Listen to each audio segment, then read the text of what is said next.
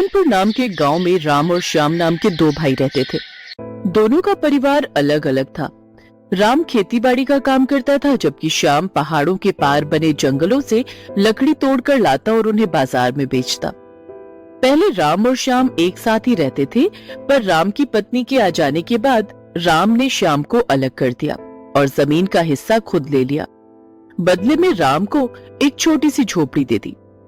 जमीन हड़प कर राम अच्छा पैसे वाला बन गया, जबकि श्याम बेहद गरीब हो गया।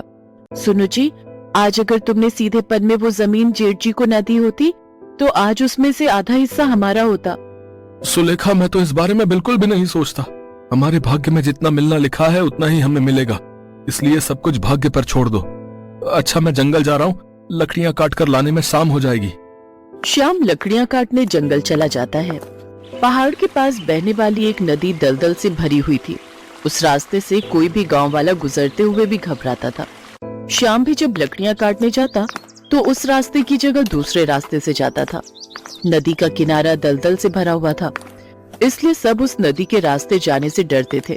पर श्याम जब पहाड़ी पार करके नीचे उतरा तो उसने देखा कि एक बड़े पहाड़ के पत्थर गिरने से वो रास्ता पूरी तरह बंद हो गया है, जिस रास्ते श्याम जाता है। अब क्या करूं? इस रास्ते पर तो पहाड़ी के पत्थर गिरे हुए हैं, ये तो पूरा रास्ता बंद है। अब तो मुझे उस दलदल वाली नदी के रास्ते ही जंगल जाना होगा। श्याम मजबूर था, इसलिए उसे उसी नदी के रास्ते जंगल जाना पड़ा। श्याम बहुत आराम आराम से नदी के किनारे से निकल रहा था। अचानक ही उसे दलदल में से किसी के बचाओ बचाओ चिल्लाने की आवाज आई। श्याम ने मुड़कर देखा, दलदल में एक गाय फंसी हुई थी जो कुछ ही देर में दलदल में डूबने वाली थी। कोई बचाओ, कोई बचाओ, मैं डूब रही हूँ। हे भगवान, ये गौ माता तो इस दलदल में डूब जाएगी, मुझे इन्हें बचाना होगा। श्याम का स्वभाव बहुत ही दयालु था। उसने गाय को सुरक्षित बचा लिया, पर अचानक वो दलदल वाली नदी एक सुनहरे बाग में परिवर्तित हो गई और वो गाय एक सुंदर कन्या में बदल गई। ऐसा नजारा देखकर श्याम हैरान रह गया। सुनहरे बाग में बहुत सारे सोने के पेड़ लगे थे, जिन पर सोने के अंगूर लटक रहे थे। ये सब क्या है? मैं कोई सपना देख रहा हूँ? वो दलदल वाली नदी कहाँ गायब हो गई? उसकी जगह ये सुनहरे सोने के पेड़ों पर सोने के अंगूरों से लदा बाग, ये सब क्या जादू है? तभी वहाँ एक सुंदर अप्सरा आती है। नहीं युवक, ये सपना नहीं, हकीकत है। वास्तव में ये दलदल मायावी है और ये हमारी सेविका रूपमाला है। रूपमाला को किसी नियम के उल्लंघन के कारण राजमाता से दंड मिला था कि जब तक इस रास्ते से जाता हुआ कोई मनुष्य इस पर दया करके नहीं बचाएगा, तब तक ये अपने असली रूप में नहीं आ सकती।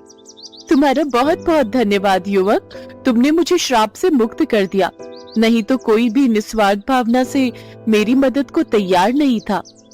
हम जादुई अप्सराएं इस सुनहरे वन में रहती हैं।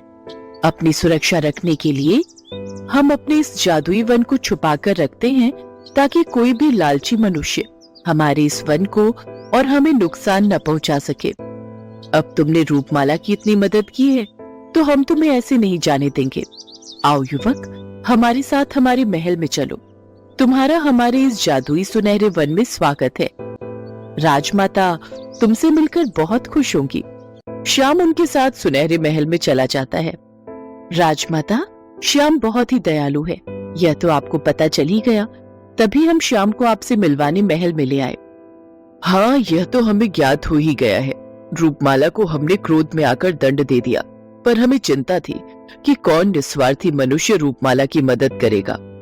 पर तुम्हारा दयालु स्वभाव जानकर हम बहुत प्रसन्न हैं। आपका बहुत बहुत शुक्रिया। मुझे खुशी है कि मैं किसी के काम आ सका। मैंने तो ऐसा नजारा अपनी पूरी जिंदगी में कभी नहीं देखा था, ना ही ऐसे बढ़िया पकवान खाए थे। वास्तव में ये पकवान बहुत ही स्वादिष्ट थे। अब मुझे आज्ञा दीजिए, मेरी पत्नी घर पर राह देख रही होगी। मुझे जंगल से लकड़ियां काट कर जाना है, वैसे भी रात घिराई है। हम तुम्हें खाली हाथ नहीं लौटने देंगे, और अब तुम्हें लकड़ियां काटने की भी कोई आवश्यकता नहीं है। यह लो, यह हमारे सुनहरे बाग के सोने के अंगूर। तुम इन सोने के अंगूरों को बेचकर एक नया व्यवसाय शुरू कर सकते हो, जिससे तुम्हारी सारी गरीबी दूर हो जाएगी। चांदमाला, रूपमाला, श्याम को बगीचे के बाहर तक छोड़ाओ, ताकि शाम को कोई तकलीफ ना हो। अप्सरा चांदमाला और सेविका रूपमाला श्याम को बगीचे के बाहर तक छोड़ आती हैं। जैसे ही श्याम बगीचे से बाहर आता है, वह बगीचा गायब हो जाता है और फिर से एक दलदल वाली नदी बन जाती है।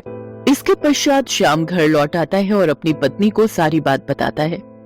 पत्नी सुलेखा भी सोने के अंगूर देखकर बहुत खुश होती है।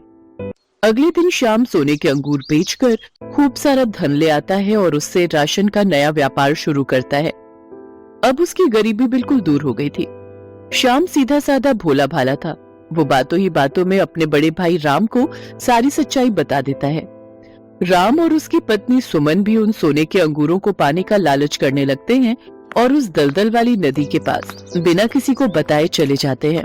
अजी, हम अपनी गाय ले तो जा रहे हैं, अब इसे दलदल में जल्दी से फेंक देंगे और बोल देंगे कि ये हमारी गाय नहीं है।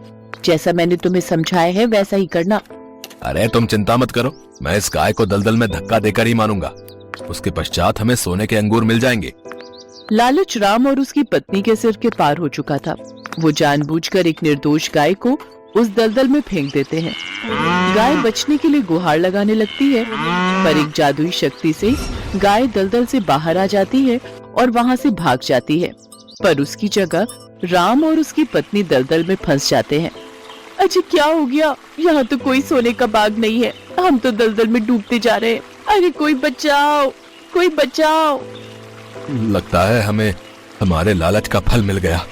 हमने लालच में आकर एक निर्दोष जानवर को मारना चाहा, जिसका फल हमें मिल गया सुमन। अब हम दोनों को कोई नहीं बचा सकता, हम दोनों इस दलदल में डूब जाएंगे। हमारे लालच का फल मिल गया। हमने लालच में आकर एक निर्दोष जानवर को मारना चाहा, जिसका फल हमें मिल गया सुमन। अब हम दोनों को कोई नहीं बचा सकता, हम दोनों इस दलदल में डूब जाएंगे। राम और उसकी पत्नी सुमन लालच का शिकार हो जाते हैं और उस दलदल में डूब जाते हैं। शाम को जब इस बारे में पता चलता है तो वो बहुत फूट फूट कर रोता है, पर वो जानता था कि उसके भाई और भाभी ने हमेशा लालच में आकर बुरे कर्म किए। शायद उसी का परिणाम उनका ऐसा दर्दनाक अंत था। इस कहानी से हमें यही शिक्षा मिलती है कि हमें कभी भी लालच में आकर अपनी बुद्धि को नहीं खोना चाहिए और कभी